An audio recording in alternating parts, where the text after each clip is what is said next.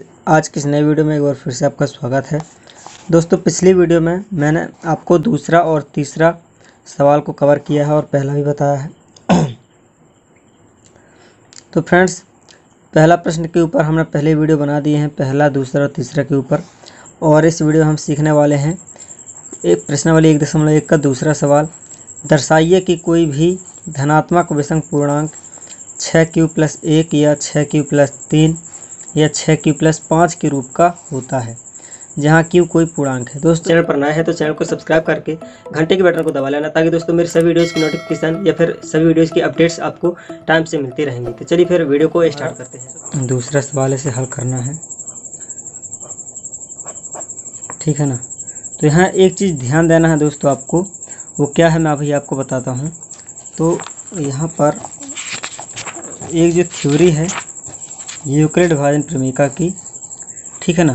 तो यहाँ इस चीज़ को आपको नोट करना, ध्यान देना, ठीक है ना। ये कहता है कि जो r है, r वो b से छोटा रहेगा, ठीक है ना, और 0 के बराबर रहेगा या 0 से बड़ा रहेगा। ये b है, b, तो b दिया हुआ है आपको सवाल में, तो r आपको मिल जाएगा। अब देख सकते हैं यहाँ पर जो 6 लिखा हुआ है, ये 6q यानी कि 6q। तो जो q के साथ वाली संख्या होती है ये आपका b का मान होती है, ठीक है ना। तो अब इस आधार पे हम सवाल को हल कर सकते हैं। यहाँ हम लिख सकते हैं, यहाँ b बराबर 6, ठीक है। जब b बराबर 6 है तो r के मान सब 6 से छोटे रहने हैं, ठीक है ना। तब r इज इक्वल टू क्या रहेगा, 0, 1, 2, 3, 4, 5, जो कि 6 से छोटा है। अब ये क्यों हो रहा है दोस्तों, क्योंकि हमें फार्मूला पता है। कौन सा फार्मूला, ये पता है हमको कि 0 से बड़ा रहेगा r, या फिर 0 के बराबर रहेगा, और या फिर r से बड़ा रहेगा ये b, ठीक है ना। ये हमको फार्मूला पता है। तो इस हिसाब से दोस्तों r का मान हमको निकल आया और b का मान निकल आया, ठीक है ना। तो अब हम लगाएंगे यूक्लिड विभाजन प्रमेय से, यूक्लिड विभाजन प्रमेय से यदि हम 0 रखते हैं, ठीक है ना, पहले 0 रखेंगे r। तो यदि हम लिखते हैं a is equal to BQ plus r, तो r यदि हम 0 रखें और b का मान 6 रखें, तो a बराबर 6q प्लस r का मान 0 से स्टार्ट करेंगे, तो 0। तो यहाँ पर निकल कर क्या आता है कि देखिए 0 एक सम संख्या की लिस्ट में आती है, ठीक है ना, यानी कि या a बराबर 6q, ये आप देख सकते हैं। तो 6q निकल कर आता है, जो कि एक ये सम संख्या है। क्या है, एक सम संख्या है, सम लिख सकते हैं। यहाँ पर मैं दो संख्या लेता हूँ, एक 6 को लेता हूँ, ठीक है ना, 6 को लेता हूँ, और एक 7 को लेता हूँ, ठीक है। तो यदि हम 6 को 2 से डिवाइड करते हैं तो यहाँ पर 2 3 6, ये 6 पूरा कट जाता है और यहाँ 0 से फल आता है, ठीक है ना। जबकि यदि हम 7 को 2 से डिवाइड करते हैं, 7 को, तो यहाँ पर 2 3 6 और ये घटेगा तो यहाँ पर 1 आएगा। तो दोनों को हमने यानी कि 6 को और 7 को 2 से डिवाइड किया है, देख सकते हैं आपने। तो दोनों को डिवाइड करने पर शेषफल समान आना चाहिए, तो नहीं आ रहा। क्यों, क्योंकि एक 7 है, एक 6 है। तो इसका मतलब ये है कि जो सम संख्या है, हमें पता भी है, जानते भी हैं कि 6 एक सम संख्या है। क्या है, एक सम संख्या है।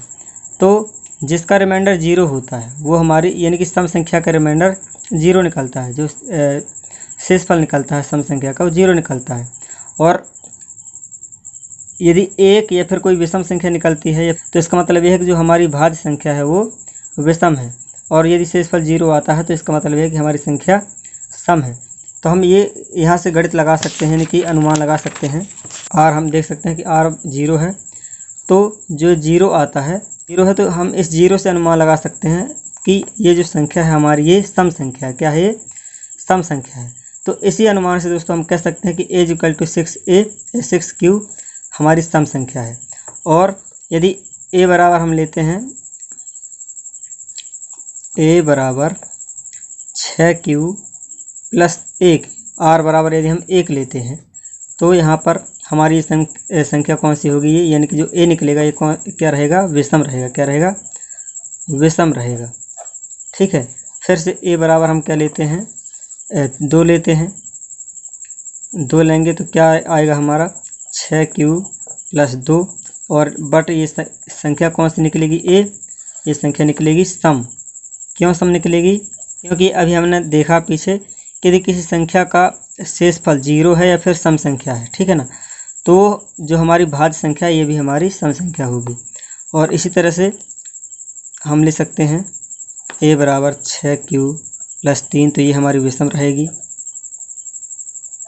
और a बराबर 6q प्लस 4 ये हमारी सम रहेगी, क्योंकि हमने रिमाइंडर 4 लिया है।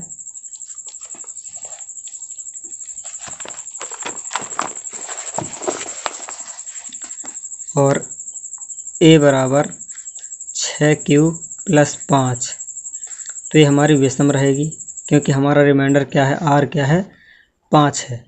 तो ये कुछ हमारे सामने ये अवधारणाएं निकली हैं कि यदि किसी संख्या का रिमाइंडर 0 आता है, ठीक है, तो वो सम रहेगी। यदि विषम संख्या आती है तो विषम रहेगी। अगर रिमाइंडर सम संख्या आता है तो सम रहेगी। अगर रिमाइंडर विषम संख्या आती है तो जो भाज्य संख्या वो भी हमारी विषम रहेगी। तो यहाँ पर आप देख सकते हैं कि a बराबर 6q प्लस 1 आता है, यानी कि जो हमारा सवाल है, सवाल भी यही कहता है कि कोई भी धनात्मक विषम पूर्णांक 6q प्लस 1 के रूप की होती है। तो ये बात सत्य है कि 6q प्लस 1 के रूप की होगी जो धनात्मक विषम पूर्णांक होगी, क्योंकि यहाँ पर a हमारा विषम निकल रहा है। इसका मतलब कि 6q प्लस 1 है। हम कह सकते हैं अतः उपरोक्त अवधारणाओं को देखते हुए उपरोक्त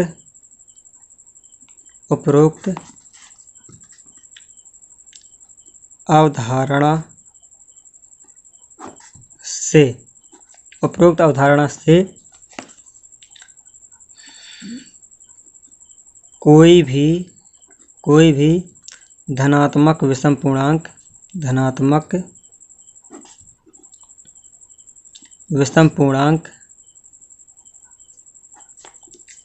6q प्लस 1, 6q प्लस 3 व 6q प्लस 5 के